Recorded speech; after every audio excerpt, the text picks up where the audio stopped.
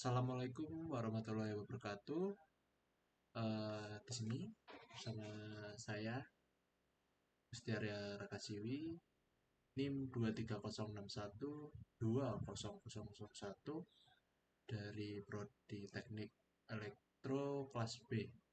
Di sini saya akan menjelaskan tentang sumber daya hardware.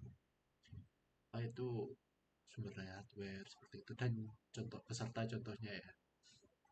Jadi kita mulai kali ini.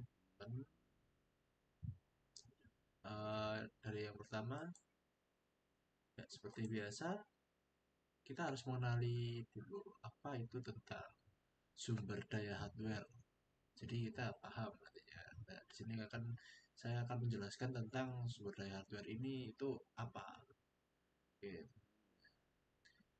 kita mulai. Ini sumber daya hardware secara konsep meliputi peralatan. Nah, di sini maaf hatiku sedikit. Sumber daya hardware secara konsep meliputi peralatan fisik yang digunakan dalam sistem informasi dan bekerja sebagai input, penyimpanan, pemrosesan data, dan ditransmisikan menggunakan sinyal yang dipresentasikan 0 atau 1 yang tersusun menjadi binary digit yang biasa kita sebut dengan bit. Ya, mungkin teman-teman tahu bit, angka-angka bit itu dari yang memiliki 8 bit kode biner. Nah, ini tersusun menjadi 8 angka. Nantinya 8 angka yang meliputi 0 atau 1. Nanti tersusun itu bisa menjadi sebuah uh, huruf dan bisa menjadi sebuah kalimat juga. Nah, contohnya seperti contoh di bawah ini kan. Contohnya, kalau untuk huruf C, kita perlu uh, kita perlu memasukkan atau mengetik kode biner 01100011. Nah, ini diartikan dalam sistem itu menjadi huruf C. Nah, itu tadi. Dia tersusun menjadi sebuah satu satuan angka yang disebut binary digit yang bisa diartikan menjadi atau terbaca di komputer itu sebuah huruf atau nanti tersusun lagi itu menjadi kalimat.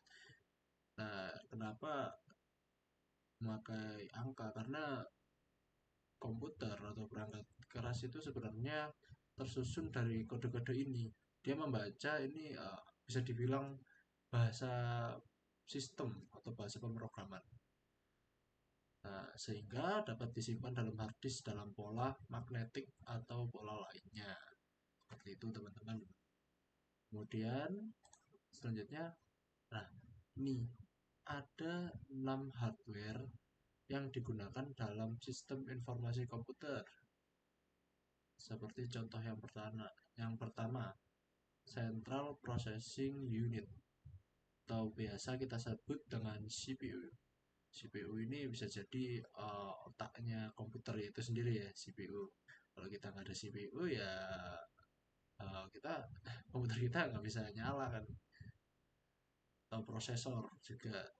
Nah, yang kedua ada input device. Input device ini seperti keyboard, mouse, scanner.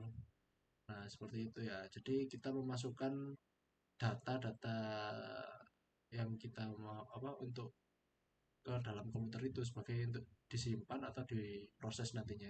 Nah, keyboard ini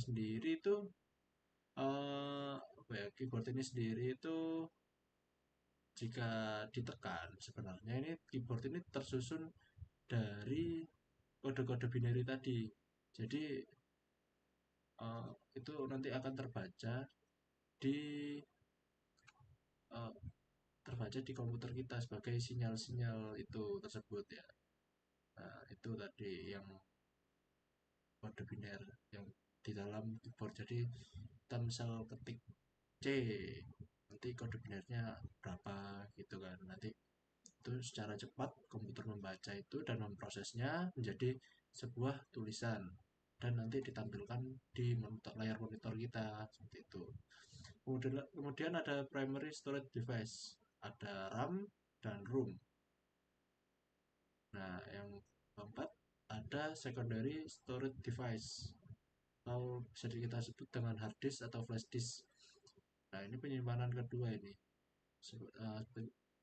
Penyimpanan tambahan ya. Jadi untuk menyimpan data kita itu di hard disk, flash disk, SSD seperti itu. Untuk yang sekarang yang terbaru, yang tercepat tuh menggunakan SSD. Nah, itu lebih cepat daripada hard disk. Jadi prosesnya semakin cepat lah. Kemudian ada output device. Nah, output device ini yang menampilkan data yang telah diproses tadi, yang telah dikirimkan oleh input device nanti ditampilkan di monitor, printer, dan speaker. Nah, monitor ini ya tampilan layar kita itu seperti apa, atau misalnya kita sedang mengetik nih, nah nanti kan keluar nih huruf apa, kalimat-kalimat yang kita ketik tadi di keyboard nanti ditampilkan di monitor. Kemudian printer, kita cetak nih yang udah kita ketik, terus jadi keluar di kertas, di print out seperti itu. Kalau untuk speaker nanti ini dirubah menjadi suara biasanya ya. Nah, seperti itu.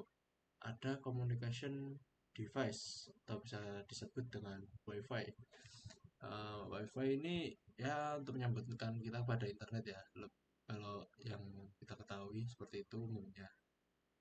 Dan itu aja sih mungkin yang bisa saya sampaikan.